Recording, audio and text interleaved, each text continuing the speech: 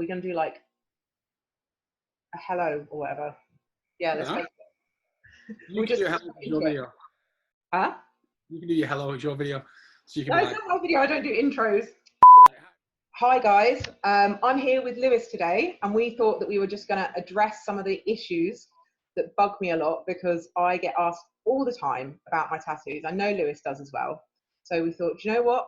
We're going to have a little chat about them, answer the questions that we're asked most frequently, and cut it into a video for everybody to enjoy, hopefully, or take the piss out of us for, one or the other.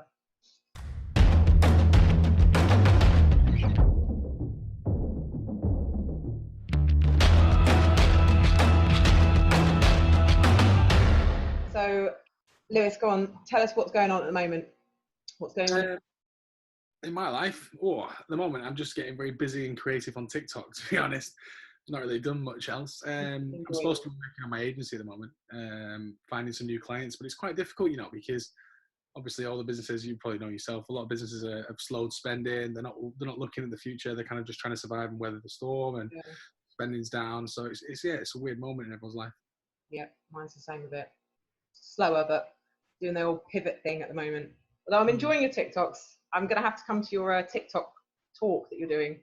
Do you know what? Do you know why it started? So it started because I was like, right, this is a new platform. It's not going to go away. It's had nearly like, what was it? Oh God, I can't remember the figures off the top of my head. It's not like a 2 billion downloads or something stupid like that. And it's got like 500 million monthly active users, right? It's more than like most social media platforms. It's up there with Facebook and Instagrams. And I was like, there's no ways am I going to sit there and a client's going to ask me about TikTok and I'm going to have no idea how it works. I'm not prepared to sit in that situation with a client and have no idea. So I just started playing with it. And then I was like, right, well, if I'm playing with it, I might as well do like an investigation. So it gives me like a way I can get out of it. If anyone asks me why I'm doing it, I can be like, oh, it's for work. Right, okay, should we go into the annoying questions that we get asked the most? Yeah, go on then. Okay, right. The first one that I get asked the most, and I don't know if you do this, but I'm pretty sure you must do. How many tattoos do you have? If I get asked that question, I don't really know anymore. It's not like because someone who has a tattoo goes, I've got a tattoo, and then they show you and it's this big, and you're like, okay, that is technically a tattoo.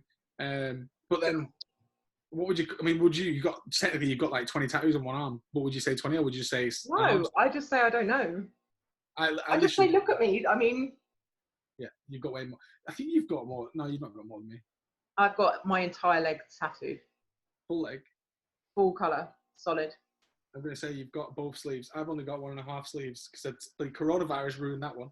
Like literally, hands, my feet are completely covered.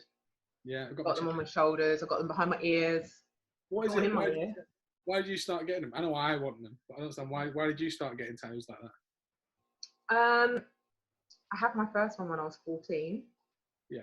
My dad had tattoos because he was in the Navy, and I always liked them. And then after he passed when I was little, I decided that I wanted to get some. And I went into a tattoo shop with a friend, and I was just like, they're never going to let me get one. And it was before anybody ever asked about ID. So they did, and I was just picked one off the wall and went, I'll have that one. Are they going to ask me for ID? And they didn't. That's what you used to do. Yeah, so I had it done on my bum, like under where my underwear was, so my mum wouldn't see it. That's the exact same story as that. Is it? It is, apart from mine's not on my bum. Mine's on my shoulder, and it was the same thing. When my friend was going to get a tattoo, I was only 15, and I went in there and I picked one off the wall, and I didn't expect to get it, and I did. So that was my first one. It looks terrible now. It's all warped and like. What did your mum say? I don't know, actually. I remember she shouted, actually. I got told off for the first one, but then she sort of just accepted it. And like now it's getting more extreme. So obviously in the last few years, I've gone from having the sleeve actually started randomly. I'll tell you in a second, but just from having like 1 or 2 tattoos hidden, and now my arms are fully visible and like my chest is done and stuff. I was going to say my arm actually started randomly because I used to work in Spain as a rep, and I used to walk past this tattoo shop every day, and the woman would sit outside and she was just doing art constantly, because obviously they just create designs and sell them. And then one day she stopped me and was like, I've been drawing a tattoo for you because you walk past every day. And she showed me, it was like this angel. Was she hitting on you? No, I don't think so. I think she was trying to get business, and she's a very good businesswoman. So like she said, I've drawn you an angel to go on your shoulder to keep watch over you. She's like a Spanish woman, and that it was a guy, and I was like, well, I don't really fancy having a naked guy on my shoulder. So if you can make it into a female angel, I'll probably have it. And then that's what she did. And then yeah, that's what happened. And then it started this thing. Yeah, there's like I think about 65% of my body is tattooed, maybe a little bit more. Did you find people when you started getting you said you got your chest and then your arms and your hands? What did you find people responding to you like in the workplace? Or were you not working first? Yeah, I was working as an office manager. Actually, it was really funny because there was a lady that I used to speak to all the time on the phone, and I had to drop some documents off at her house one day because it was near where I live. So I stopped at her house. She'd never met me before, and she said to my boss the next day, she said, "Oh, Leah's nice. She's got a lot of tattoos." And he said, yeah, we're used to her now. And she said, "But she sounds so middle class." I was like, you can be both. I'm not scum just because I've got tattoos. Like, I still have an education and a brain. I've had people literally walk up and grab my arm and twist my arm and say, "Oh, can I look at that?" Like, what are you doing? Why would you touch me? Like, if you're gonna ask, but don't grab me. Like, luckily I'm not the kind of person that's going to turn around and smack them, but sometimes I just sort of thought, I had one woman really sticks out in my mind. I was in a restaurant in Brighton, and she came over to me, she said, "Oh, your tattoos are absolutely beautiful, but the ones on your hands are ugly." Mm-hmm. And I was like, and I said to her, "I really like your blouse, but it makes you look a bit fat." And she goes, "Wow, that's rude." Like, I really you just don't get the irony there. You just told me something that's permanently on my body is ugly. Everyone feels like everyone says they've got a right to an opinion, right? Which they have, but they've not got a right to tell me. I'm not interested in their opinion. Like, they shove their opinion up there. So that's it, isn't it? Would you ever walk up to somebody in the street and say, "Oh my God, your outfit is horrific"? Yeah, what's it got? Like, I don't care. I know the weird thing is as well, if someone's got tattoos, 9 times out of 10, they're probably someone who doesn't give a shit what you think anyway. Because 9 times out of 10, they're probably a person that's either, I don't know, they've done it for a reason, and they're not going to care. I don't know, I just find that most people who've got tattoos just don't give a shit what you think. Just don't care. Would you rather work with someone who is just open and honest and upfront and just, this is who I am, and there's no pretense, there's no falsehood, there's no...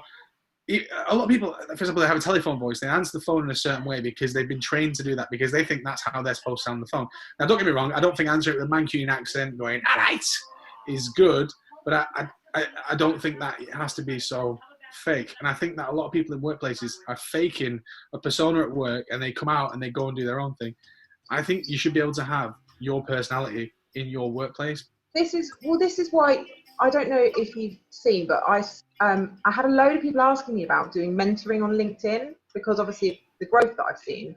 And I was like, no, I can't do that. Like, what am I going to teach anyone?